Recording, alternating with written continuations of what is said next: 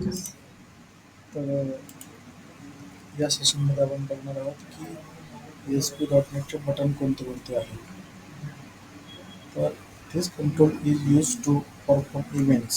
It is used to submit client request to server, to create button either with an write code or use the drag and drop functionality of Visual Studio Code IDE. तर आपण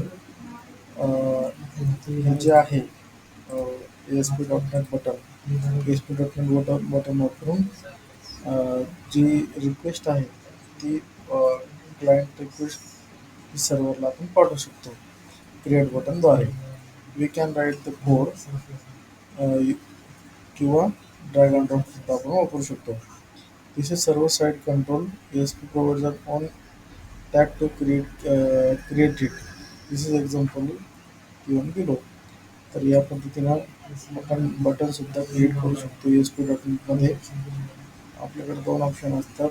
एक तर असतं drag and drop आणि दुसरं आपण code लिहून सुद्धा ते व्ह्यू त्या ठिकाणी क्रिएट करू शकतो किंवा ASP.NET बटन त्या ठिकाणी बनवू शकतो. Server rendered it at HTML control and produce the following code to the browser. तर तो काय करतो, सर्व्हर काय करतो, HTML कंट्रोल करतो आणि हा कोड प्रोड्यूस त्या ठिकाणी करतो ड्रॅग अँड ड्रॉप केल्याच्या नंतर. ओके. आता ॲक्सेस की काय आहे, it is use to set keyboard shortcut for the control. त्यानंतर table index, the tab order for the control, नंतर बॅक कंट्रोल. तर आपण बटनवरती कोणते कोणते ऑपरेशन परफॉर्म करू शकतो, कोणत्या कोणत्या फील्ड्स आहेत ते आपण बघू. बॉर्डर कलर आहे, तो बॉर्डर सेट करतो. बॉर्डर विड्थ, जो आपण बॉर्डरची विड्थ आहे ती कमी जास्त करू शकतो. फॉन्ट वाढवू शकतो. त्यानंतर फोरे कंट्रोलने आपली कलर्स त्या ठिकाणी फोरे कलरने कलर सेट करू शकतो. त्यानंतर टेक्स्ट आहे,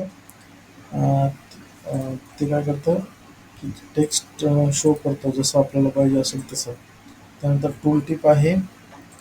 त्यानंतर व्हिजिबल आहे, तो आपला जो फॉर्मची जी व्हिजिबिलिटी आहे ती पूर्णपणे चालू किंवा बंद त्या ठिकाणी आपण करू शकतो. त्यानंतर हाईट आहे, हाईट आपण त्या ठिकाणी कंट्रोल करू शकतो. त्यानंतर विड्थ आहे. अशा पद्धतीने आपण याच्या माध्यमातून ते ASP बटनला टूल टिप त्या ठिकाणी देऊ शकतो आणि एवढे सगळे आपल्याकडे कंट्रोल्स आहेत. पाहिजे त्या पद्धतीने डिझाईन आपण बनवू शकतो. त्यानंतर वेब कंट्रोल APX. त्यानंतर हे एक वेब फॉर्म क्रिएट केल्यानंतर आपण एक बटन घेतलं. ओके. बटन क्लिक केल्यानंतर एक लेबल घेतला. ओके. लेबल नावानं. आणि त्यानंतर आता कोड बिहाइंड काय होतं, एक क्लास घेतला वेब कंट्रोल नावाचा आणि त्या ठिकाणी you click the button click केल्यानंतर एक लेबल त्या ठिकाणी दिसेल आणि क्लिक केल्याच्यानंतर त्याच्या रिस्पॉन्समध्ये यू क्लिक द बटन असे त्या ठिकाणी येईल. ओके. तर नेक्स्ट टॉपिक आहे ASP.NET हायपरलिंक. ओके. आता हायपरलिंक काय आहे, it is a control that use to create a hyperlink. It respond to click event. We can use it refer any web pages on the server. हायपरलिंकद्वारे तुम्ही कोणतेही web pages access करू शकता.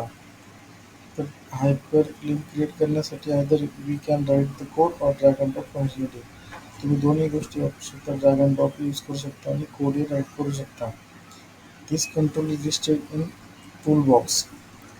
दिस is server side control and ASP.NET provides on tag to create it.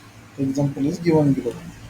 तर आपण hyperlink अशा पद्धतीनं code लिहून सुद्धा करू शकतो आणि ड्रॅग अँड ड्रॉपद्वारे सुद्धा करू शकतो.